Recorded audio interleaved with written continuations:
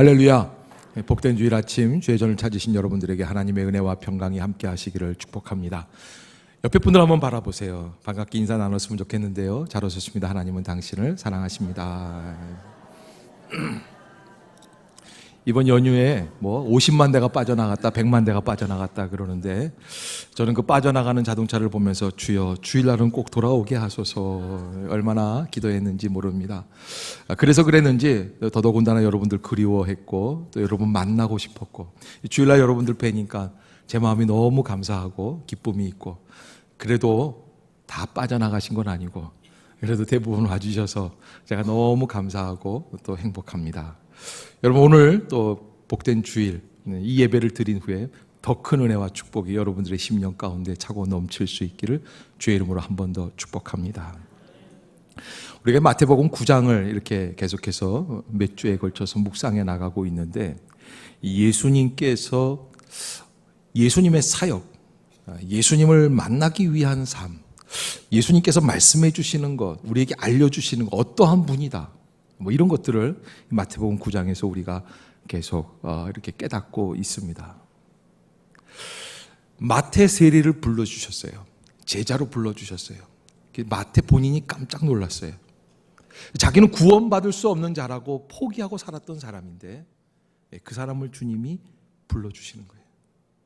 아마 제가 그 자리에 없어서 모르긴 하지만 분명히 마태는 예수님의 부름을 받는 그 순간 얼어붙어서 눈물을 흘리지 않았을까. 내가 어찌 감히 주의 사도가 되겠습니까? 어찌 주의 사도가 되겠습니까? 어느 교회에, 아주 큰 교회예요. 이게 안산에 있는 어느 교회인데, 목사님이 말씀을 해주시는데, 자기네 교회 여전도회 연합회가 여전도회가 굉장히 많이 있답니다. 한 3, 40개 되는데 연합회 회장을 뽑는 날이었어요. 연합회 회장을 잘 뽑았습니다. 그래서 이제 회장된 그 권사님을 소개를 해야 될 거 아니에요. 그래서 찾는 거예요. 이 권사님이 없어요. 이쪽 저쪽에서 수덕수덕 거리는 거예요. 그 권사님이 상처받았구나. 목사님과 무슨 관계가 안 좋구나. 또 여전도 회원들하고 좀 안 좋아서 자기가 지금 회장된 거 어떻게 고사하려고, 보이콧하려고 도망갔구나. 그래서 목사님이 그날 밤으로 찾아가셨어요. 김 권사 어떻게 된 거야? 눈물이 그렁그렁해요. 왜 그랬어? 목사님, 제가요 이 회장이 되는 순간에 어쩔 수가 없었어요. 두렵고 떨리고. 그래서 막 집으로 왔어요. 와가지고 이불을 피고 그 속으로 들어갔어요. 뭐라고 그랬어? 죄송합니다. 이해하고 들으세요. 나 같은 년이 어찌 이 일을 감당할 수 있겠습니까? 한참을 울었다는 거예요. 회장 잘했겠어요? 못했겠어요? 잘했죠. 여러분, 주님의 부르심을 받을 때 보통 사람들도 감동이 있습니다. 떨림이 있습니다. 그런데 마태는 세리예요. 사람들이 개처럼 취급하는 사람이에요. 더 이상 구원의 길이 없는 사람이에요. 그런데 구원이 문제가 아니라 예수님의 사도로 부름을 받은 거예요. 얼마나 놀랍습니까?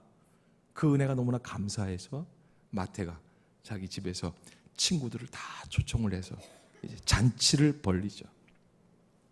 이 마이크 조금만 볼륨을 높여주시길 바랍니다. 그런데 여러분, 그렇게 엄청난 천국의 축복이 재현되고 있는 그 순간에 바리새인들이 뭐라고 그랬죠?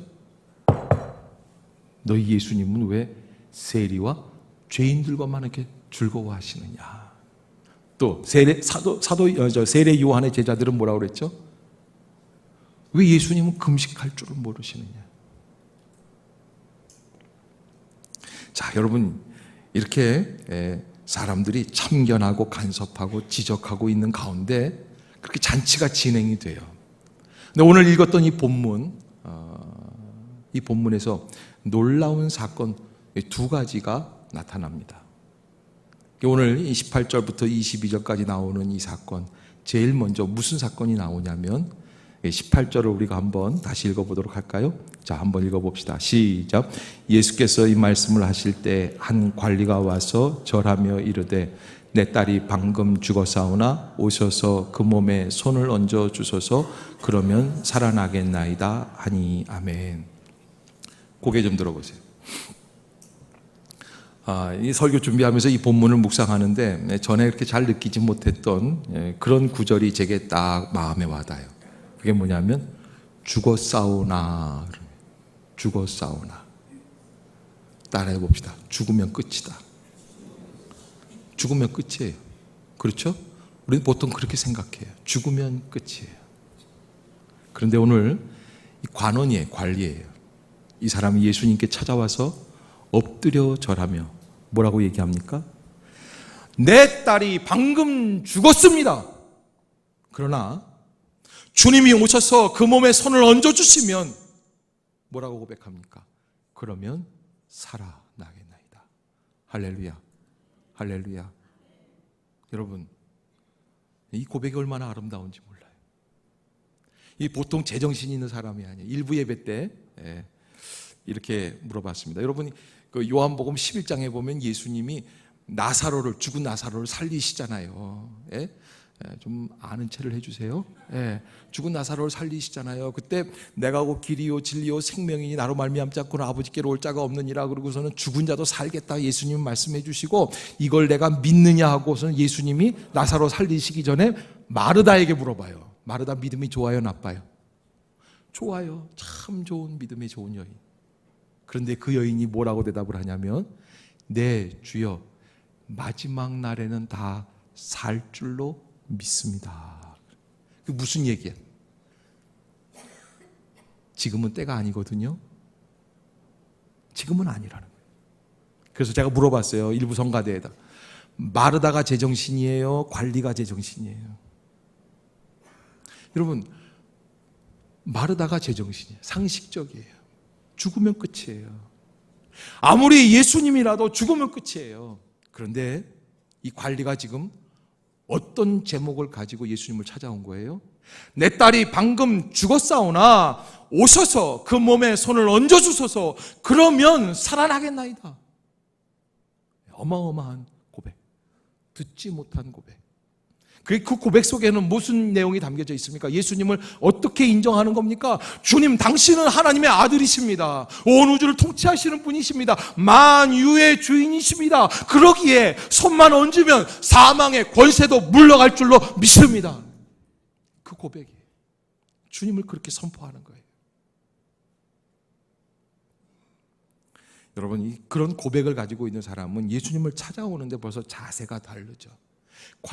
관원이라고 하면은 보통 적어도 예수님이 처해 있던 예수님이나 그 제자들보다는 높은 위치에 있는 사람일 거예요. 그러나 그가 예수님을 향해서 잔치하고 세리와 죄인들과 그냥 즐거워하고 계시는 예수님 앞에 와서 어떻게 합니까? 엎드려 절하면서 말하고 있습니다. 자세가 달라요. 고백이 달라요. 나중에 어떻게 됐어요? 고침받았어요. 살아났어요. 저는 그래서 이 사건을 총알처럼 총알이 뚫고 들어오지 않습니까? 그래서 총알처럼 뚫고 들어온 사건이다. 무엇을 뚫고 들어왔어요? 바리새인들의 그 신앙, 그 오랫동안 묵은 신앙. 세례 요한의 제자들이 정말 형식적으로 자기들이 정말 금식하면서 하나님을 잘 섬긴다고 생각했던 그 교만함을 뚫고 경종을 울리는 거예요. 여러분, 바리새인들이 구원 얻는 게 아니잖아요. 세례 요한의 제자들이 구원 얻는 게 아니잖아요. 그들이 다 믿는 사람이에요. 믿음이 좋은 사람들인 것 같아요. 오랫동안 믿어왔어요. 그 지역을 지키고 있었어요. 그러나 사실은 주님께서 원하시는 신앙, 주님을 울리게 할 수 있는, 움직이게 할 수 있는 신앙은 그 신앙이 아니라 지금 총알처럼 뚫고 들어온 사람이 있어요. 관리의 고백이에요. 내 딸이 방금 죽었사오나 오셔서 그 몸에 손을 얹어주소서. 그리하면 살아나겠나이다. 여러분, 우리가 주님 앞에 나왔습니다. 예배 드리려고 왔습니다. 우리가 이 총알같이 나타난 이 관리의 고백과 같은 고백을 가지고 나올 수는 없을까요? 우리가 어떤 고백을 가지고 나왔습니까? 습관처럼 나왔습니까? 목요일서부터 목요일, 금요일, 토요일 놀다 보니까 이제는 좀 주님 앞에 나아가자, 예배 좀 드리자 그러고 나왔습니까? 우리의 관심이 어디에 있습니까? 왕 되신 하나님, 만유의 주님 되신 주예요. 주님을 찬양하며 주님을 만나서 내가 모든 문제를 해결함 받고 죽은 딸도 죽은 자녀도 살아나게끔 해주시는 그 하나님을 내가 만나기를 소원합니다. 여러분, 그러한 기대감이 예배 안에 이루어질 수 있기를 바라겠습니다. 그래서 예수님이 그 자리에서 일어나세요. 예수님을 움직였습니다. 그래? 그럼 내가 갈게. 제자들도 따라가는데 사실은 이 본문에 자세하게는 안 나와 있지만 마가복음 5장에 보면은 자세하게 그 내용이 나와 있잖아요. 근데 거기에 보면은 수천 명이 운집을 해서 예수님을 따라갑니다. 여러분, 이 사건은 보통 사건이 아닙니다. 그 지역에서 제일 명망 높은 인정받은 관리가 예수님께 와서 엎드려 절을 하고, 그리고 그분을 모시고 가서 죽은 딸을 살리느냐 못 살리느냐, 죽음이냐 삶이냐, 이걸 구경하기 위해서 이 구경꾼들이 쭉 따라가는 겁니다. 그런데 이 행렬을 뚫고 들어오는 또 다른 하나의 총알이 있어요. 저는 그래서 이걸 뭐라고 이름을 지을까? 아까는 총알이고, 총알과 같은 고백이에요. 관리의 고백. 이 두 번째 이 혈루증, 12회를 혈루증을 앓던 이 여인의 이 나타남은 이거 뭐라고 그럴까? 패트리어트 미사일이라고 그래야 되나? 아니면 대포 같은 믿음이라고 그래? 왜? 총알을 멈추게 했으니까요. 예, 이런 얘기하면 좀 웃어줘도 괜찮잖아요. 예, 굉장히 무슨 오늘 시험 보는 날입니까? 왜 그러십니까? 예? 엄청난 역사가 일어났어요. 그 어떤 믿음이길래, 어떠한 사건이길래 이 행렬을 멈출 수 있는, 브레이크를 걸 수 있는 사건이 됐느냐. 자, 20절 한번 읽어보겠습니다. 20절 시작. 12해 동안이나 혈루증으로 앓는 여자가 예수의 뒤로 와서 그 겉옷가를 만지니. 아멘. 20절 안에 이렇게 여자를 소개하고 있습니다. 12해 동안이나 혈루증으로 앓는 여자가 예수의 뒤로 와서 그 겉옷가를 만지니. 자, 오늘 여러분, 지금 예수님이 쭉 수천 명을 데리고 갑니다. 이 행렬의 주인공은 누구예요? 그러니까 일부 예배 때 예수님 그러더라고요. 근데 예수님이 맞죠? 예수님이긴 한데, 그러나 정말 지금 테마는 뭐예요? 지금 주된 타이틀은 뭐예요? 누구를 고치기 위한 거예요? 관리의 딸을 고치기 위한 거예요. 그래서 그 집이 지금 하이라이트야. 그 집이 지금 주인공이에요. 지금 이 집에서 지금 역사가 일어나느냐 안 일어나느냐, 이게 문제예요. 그런데 진짜 주인공이 있었어요. 그게 오늘 20절에 나오는 12해 동안이나 혈루증을 앓았던 여자예요. 그런데 여러분, 이 여자가 어떤 여자냐? 오랜 질병으로 고통받은 여자. 근데 이 여자가 오늘 본문에 뭐라고 기록이 되어 있냐면 예수의 뒤로 와서 그 겉옷가를 만지니 그랬습니다. 사실은 이게 보면은, 가만 보면은 이 정상적인 방법으로 치유된 것이 아니라는 것을 우리가 알 수 있습니다. 첫 번째, 왜 하필이면 예수님의 뒤로 갔을까? 보통 사람들은 여러분 치료받을 때 어디로 갑니까? 앞으로 가죠. 예수님 앞에 무릎을 꿇는 거예요. 그리고 나를 좀 고쳐주세요. 여러분, 8장에서 나병 환자도 그렇게 고침받았어요. 나병 환자도 그렇게 고침받았어요. 그런데 이 여인은 앞으로 못 가요. 뒤로 가요. 왜 뒤로 갔을까요? 뭐라고 설명하고 있냐면 12해 동안이나 혈루증을 앓는 여자였다. 여러분, 몸에서 피가 쏟아져 나갑니다. 그런데 12년을 그렇게 했어요. 마가복음 5장에 보면 이 여인이 많은 의원들에게 시달림을 받은 사람이다, 그렇게 얘기를 했어요. 시달림을 받을 뿐만 아니라 뭐예요? 가산을 다 탕진했다. 병을 치료하기 위해서. 분명히 나이가 이 여인이 시집을 갔을 텐데 여기에 보면은 남편이 옆에서 도와줬다, 자녀들이 옆에서 인도해줬다, 이런 얘기가 없어요. 그런 걸 보면 이 여인은 어떤 여인이에요? 가족으로부터 버림받은 여인이에요.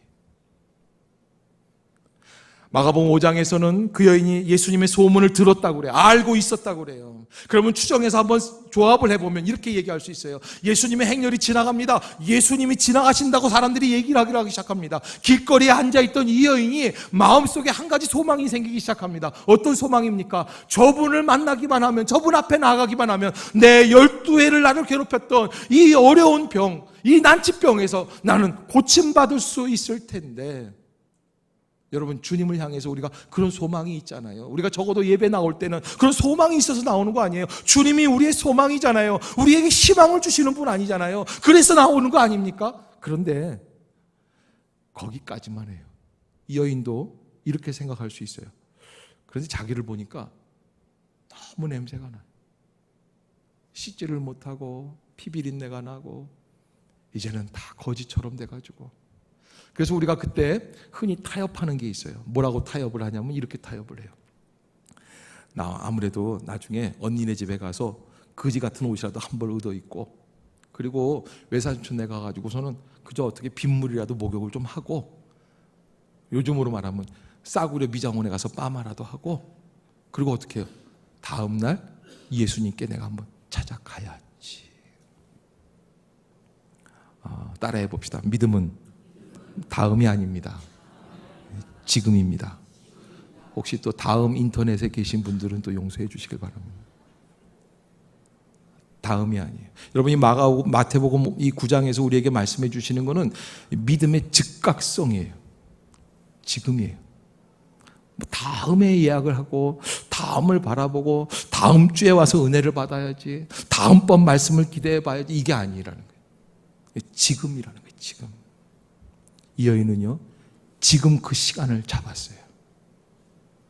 제가 생각을 해봤습니다. 만약에 이 여인이 이 시간에 지금 예수님을 붙잡지 않았다면 어떻게 됐을까? 그 여인은 12년 동안 아파온 그 질병 속에서 그냥 그대로 중동 사막 어느 골목에 그냥 그 땡볕에 앉아있다가 누워있다가 돌봐주는 사람 없이 몇 년 후에는 어떻게 됩니까? 그냥 싸늘한 시체로 발견되는 거죠. 패배자의 시간을 살아가게 돼 있어요. 그런데 이 여인이 오늘 결단을 했는데, 내가 오늘 예수님 앞에 나아가리라. 그래서 예수님 앞에 나아가리라. 자기의 지금 환경, 자기의 조건, 자기의 상황을 뛰어넘는 그 대포 같은 믿음. 그래서 현실을 뛰어넘고 뚫고 들어가는 믿음이 예수님의 행렬을 멈추게 하는 믿음. 그 믿음은 어떤 믿음이냐? 여기 20절에 그 겉옷가를 만지니 그랬어요. 21절에 이는 제 마음에 그 겉옷만 만져도 구원을 받겠다 함이라. 따라해 봅시다. 겉옷만 만지는 신앙. 예, 다시 한번 해봅시다. 이거 어감이 안 좋으네. 겉옷만 만지는 신앙 그러면 겉옷만 만지고 많은 신앙이라고 생각이 될 것 같은데 그게 아니라 다시 한번 해봅시다. 겉옷만 만져도 구원을 받겠다는 신앙. 할렐루야. 아시겠죠? 겉옷만 만져도 구원을 받겠다는 신앙. 겉옷만 만져도, 주님의 겉옷만 만져도. 여러분이 오늘 이 시제가 이 본문의 시제가 이 완료, 현재 완료, 과거형이라는 거예요. 그래서 이 시제를 잘 분석해 보면은 이 사람이 어떻게 표현을 했냐면 그 겉옷만 만져도 구원을 받겠다 함이라 하고서 한 번만 딱 생각한 게 아니라 이 여인이 이렇게 한 거예요. 혼자 속으로. 여러분 이런 게 있잖아요. 세상 사람들은 아무도 안 보이고 자기가 목표로 하는 것만 보일 때. 왜 애들이 엄마가 저쪽에서 부르면은 엄마 그러면 차가 와도 그거 안 보이고 어떻게 해요? 막 뛰어가잖아. 예? 그거는 안 좋은 예지만 그러나 아무튼 세상은 아무것도 안 보여. 이 여인의 마음 가운데는 예수님만 보여. 뭐라고 얘기하냐면 겉옷만 만지면 나는 산다. 겉옷만 만지면 나는 산다. 겉옷만 만지면 나는 산다. 오늘 이 여인이 겉옷만 만지는 신앙은 바로 그런 신앙이에요. 그에겐 절대적인 믿음이에요. 예수님은 죽은 자를 살리실 뿐만 아니라 어마어마한 놀라운 능력과 파워가, 에너지가 그 안에 담겨 계시기 때문에 그 겉옷을 내가 터치하기만 하면 주님 이 시간 나의 모든 질병과 모든 저주의 권세가 떠나갈 줄로 믿습니다. 구원 받을 것이다. 그랬는데 여러분 어느 주석가가 이 부분을 가지고 주석을 하는데 이렇게 주석을 했어요. 예수님은 아마도 저기서 다가오는 그 여인을 알아차리셨을 거라는 거예요. 그가 어떠한 기대를 가지고 어떠한 갈망을 가지고 열정을 가지고 주님을 향해서 다가오는지를 그걸 아셨다는 거예요. 그래서 그 여인이 예수님의 겉옷을 만지는 순간 본인의 그 마음 속에서 이 치유의 역사가 나가는 것을 아셨다는 거죠. 그래서 묻잖아요. 이 중에 나의 옷을 만지는 자가 누구냐? 베드로가 기가 막히니까 뭐라고? 주여, 수천 명의 에워싸서 미는데 옷 만지는 사람 지금 찾습니까? 근데 그때 그 여인이 들어보니까 그게 바로 자기예요. 예수님이 자기를 찾아요. 주여, 제가 여기 있습니다. 제가 주님 앞에 서기에 너무나 부끄러워서 뒤로 가서 주님의 옷을 잡았습니다. 저를 용서하여 주시옵소서. 그때 주님께서 딸아, 안심하라. 내 믿음이 너를 구원하였다 하시니. 여러분, 오늘 본문을 읽다가 제가 생각났던 구절이 하나 있었어요. 이거는 히브리서 11장에 있는 말씀입니다. 히브리서 11장에서 이런 표현을 하고 있습니다. 히브리서 11장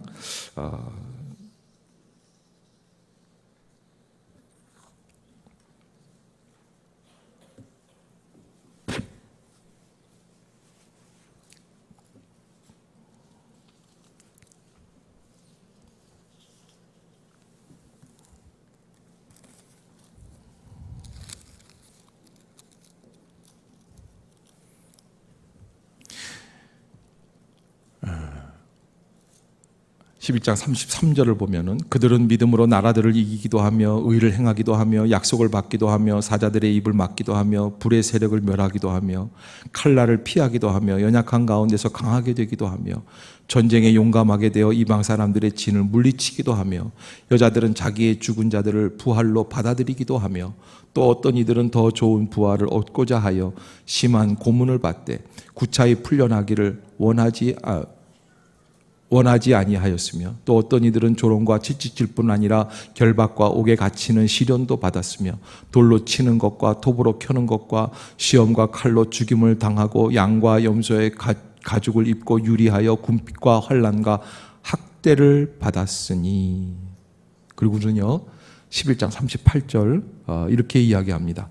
가로를 치고 이렇게 얘기를 했어요. 이런 사람은 세상이 감당하지 못하느니라.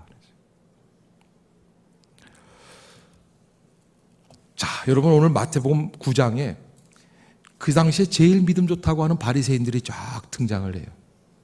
제일 경건하다고 하는 세례 요한의 제자들이 쫙 나섭니다. 열심으로 말하면, 신앙의 경력으로 말하면 이 사람들 뺨칠 사람들이 없어요. 최고예요. 그런데 정작 예수님을 움직이게 하고 예수님에게 충격을 주고 예수님의 능력을 힘입어서 은혜를 입고 체험을 얻고 응답을 받는 사람들은 따로 있었어요. 뚫고 들어오는 믿음, 관리의 믿음이고 또 12회를 혈루증으로 앓던 여인의 믿음이란 말이에요.